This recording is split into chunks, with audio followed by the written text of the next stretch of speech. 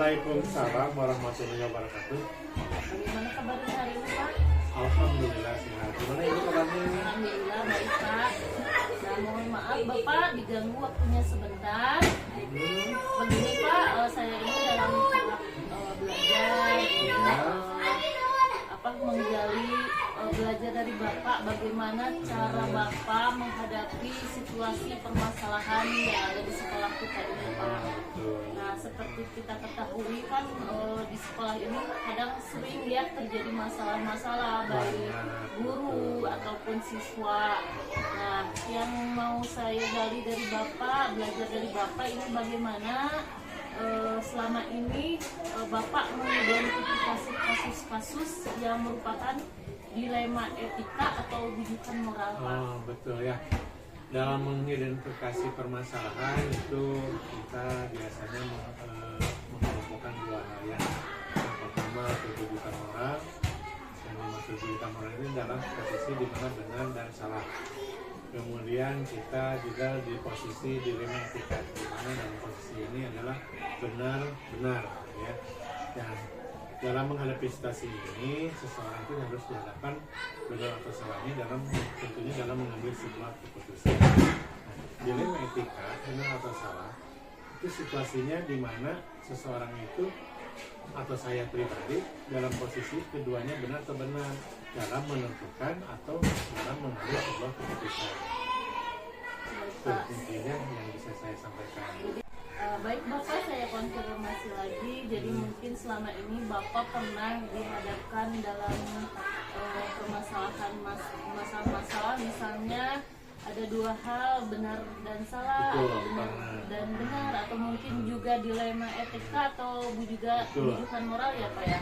Nah, jadi selama ini bagaimana cara Bapak mengambil keputusan di sekolah, terutama untuk kasus-kasus di mana ada dua kepentingan di dalamnya yang sama-sama benar atau yang sama-sama mengandung nilai kebajikan? Ya, sebagai pemimpin di sebuah lembaga, khususnya lembaga sekolah, apabila terjadi permasalahan seperti itu, kita dihadapkan dalam situasi harus mengambil keputusan yang baik. Nah, tentunya kita harus mengidentifikasi dulu masalah terlebih dahulu. Apakah termasuk ke dalam rujukan moral atau termasuk ke dalam dilema etika. Selanjutnya, perlu kita juga sebelum mengambil keputusan, kita harus memperhatikan 4 paradigma dilema etika, 3 prinsip dan 9 langkah kemudian keputusan. Itu mungkin yang bisa saya sampaikan. Jadi mungkin di samping masalah-masalah yang terjadi di sekolah ini, Bapak mungkin pertama kalinya tetap mengidentifikasi permasalahan. Kemudian Bapak juga tetap memegang teguh paradigma yang harus dijalankan sebagai pimpinan mungkin ya Pak ya. Nah, untuk langkah-langkah atau prosedur seperti apa yang biasa Bapak lakukan selama ini di sekolah, Pak? Yang pertama yang saya lakukan tadi mengidentifikasi permasalahan yang ada. Kemudian kita mengenal apakah itu bertentangan dengan situasi ini. Kemudian saya menentukan siapa yang harus terlibat. Dan dalam hal ini tentunya karena kita di sekolah, kita melibatkan guru untuk mengumpulkan fakta, kemudian melakukan pengujian benar atau salah, melaksanakan 3 prinsip resolusi, mencari kemungkinan penyelesaian masalah, atau opsi dilema selanjutnya. Nah, dalam setiap mengambil keputusan, kemudian kita merefleksikannya. Baik Pak, jadi selain mengidentifikasi, Bapak juga bisa mendengar dari pihak lain mungkin ya, tidak sepakat, dan juga mencari opsi-opsi yang lain yang dapat dijadikan bahan mungkin ya Pak untuk sebuah pengambilan keputusan. Nah, hal-hal apa saja yang selama ini Bapak anggap efektif dalam mengambil keputusan pada kasus-kasus dilema etika khususnya mungkin Pak? Gimana ya? Ketika kita berhadapan dengan sebuah dilema etika, kita harus mengambil keputusan yang cukup efektif. Tentunya kita juga harus menggunakan 3 prinsip resolusi, yaitu berpikir berbasis hasil akhir, kemudian berorientasi pada aturan yang benar dan mengutamakan rasa peduli. Kemudian juga kita tidak boleh, kita juga harus memperhatikan dampak jangka panjang yang merupakan hal yang efektif. Nah, selain itu juga sering kita juga melakukan diskusi dengan para guru, para guru. Kemudian apa dengan pemangku kepentingan, misalnya komite sekolah untuk menyelesaikan sebuah kasus atau permasalahan. Betul Pak, jadi mungkin tetap Bapak ini memegang 3 prinsip pengambilan keputusan. Selain itu mungkin juga dipertimbangkan lagi dari aspek-aspek pelatihan, juga berdiskusi mungkin dengan para guru ya Pak ya. Betul ya, karena ini kan jangka panjangnya gitu. Betul Pak. Kemudian untuk selanjutnya, hal-hal apa saja yang selama ini merupakan tantangan dalam pengambilan keputusan pada kasus-kasus dilema etika Pak? Dalam dilema etika itu adalah permasalahan yang agak sulit ya untuk diputuskan karena menyangkut hal yang sama bersama benar. Namun dalam hal ini beberapa tantangan saya kembalikan lagi pada nilai-nilai yang saya pegang teguh, kemudian pada aturan yang berlaku, serta tidak lupa juga kepedulian terhadap sesama. Sebenarnya yang itu yang harus saya pertimbangkan. Jadi di samping Bapak menjalankan sesuai aturan, Bapak juga tidak mengabaikan hal-hal yang mungkin sifatnya sebagai faktor pendukung mungkin. Betul, ya Pak ya. Betul, kita juga mempertimbangkan hati guru, hati nurani. Gitu. Nah sejauh ini apakah Bapak memiliki jadwal tertentu dalam penyelesaian kasus etika dilema? Apakah Bapak juga atau menyelesaikan langsung di tempat atau mungkin memiliki jadwal untuk menyelesaikannya secara khusus? Dan bentuk atau prosedur seperti apa yang Bapak jalankan selama ini? Dalam setiap permasalahan atau kasus kita tidak bisa menentukan jangka panjang atau jangka pendeknya, itu bergantung seberapa besarnya kasus tersebut yang tentunya berpengaruh kepada lembaga yang diaturnya. Jika memang memerlukan waktu dan pihak lain yang terlibat, ya kita memerlukan waktu yang sesuai.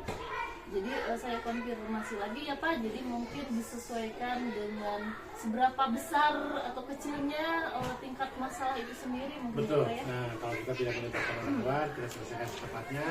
Kalau kita melibatkan dari pihak pemangku yang lain, mungkin kita butuh koordinasi juga.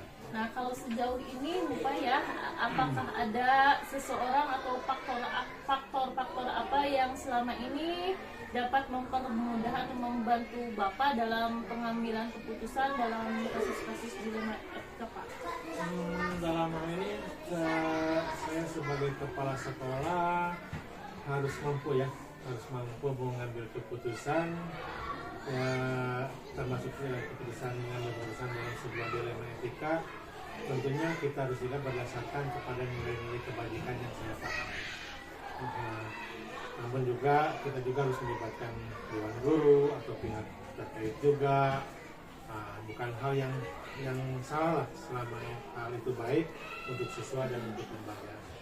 Jadi mungkin Bapak juga melibatkan semua stakeholder yang ada. Ya, Dan dari semua hal yang telah Bapak sampaikan barusan, pembelajaran apa yang dapat Bapak petik dari pengalaman Bapak selama ini dalam mengambil keputusan dilema etika di sekolah kita ini? Dalam studi kasus yang pernah saya alami, tentunya ada nilai-nilai kebajikan yang dalam nilai kebajikan dalam diri kasus tersebut dan diri kita pribadi. Nah, pada prinsipnya pengambilan keputusan tersebut kita harus berpikir pada paradigma berpikir dan langkah-langkah pengambilan keputusan yang menjadi dasar pengambilan keputusan yang kita jawab. Jadi setiap keputusan itu harus kita bisa bertanggung jawabkan. Baik Bapak, menarik sekali ya obrolan hari ini. Kalau saya simpulkan mungkin kalau cara Bapak mengambil sebuah keputusan di sekolah ini terkait masalah-masalah yang terjadi, mungkin Bapak ini kalau menyimak dari obrolan Bapak tadi tetap memegang teguh 4 paradigma dan Betul. prinsip-prinsip secara aturan yang bagaimana cara pengambilan keputusan yang benar. Selain itu juga Bapak tidak mengesampingkan hati nurani juga ya Pak ya dalam pengambilan keputusan, dan juga Bapak seringkali melibatkan berdiskusi dengan rekan guru tentunya ya. Ya sebentar itu yang saya lakukan. Betul. Baik Bapak, terima kasih dengan obrolan perbincangan hari ini. Saya banyak sekali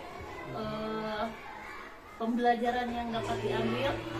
Mudah-mudahan saya juga dapat nanti suatu saat nanti bisa menerapkan hal-hal paradigma atau prinsip-prinsip dalam mengambil sebuah keputusan seperti Bapak yang selama ini lakukan. Terima kasih. Yang penting kita aturan yang dipakai, kita libatkan guru agar semuanya bisa dalam setiap keputusan kita tidak salah langkah. Baik, Bapak terima kasih untuk Kembali, waktunya dan sudah bercerita bersama saya. Ya, kita diskusi aja ya. Baik Bapak, lain kali saya mau berbincang-bincang lagi bersama Bapak, boleh? Boleh juga, siap. Baik, untuk waktu hari ini mungkin cukup sekian dulu ya Pak ya. Ya, nggak apa-apa. Wassalamualaikum warahmatullahi wabarakatuh. Waalaikumsalam. Assalamualaikum warahmatullahi wabarakatuh. Waalaikumsalam. Selamat pagi Pak. Selamat pagi. Bagaimana kabar Bapak hari ini? Baik. Alhamdulillah. Nah, pada kesempatan ini saya mau waktu sebentar untuk berbincang-bincang. Kebetulan saya sedang belajar di CGP, yaitu belajar tentang pengambilan keputusan berbasis nilai-nilai kebajikan sebagai pemimpin. Nah, untuk itu saya mau menggali dan belajar kepada Bapak bagaimana Bapak cara membuat keputusan di sekolah Bapak. Nah, selama ini tentunya pasti banyak sekali ya permasalahan yang timbul di sekolah, baik yang ditimbulkan oleh siswa ataupun dari guru itu sendiri. Nah, selama ini bagaimana Bapak mengidentifikasi kasus-kasus yang merupakan kasus dilema etika atau bujukan moral di sekolah?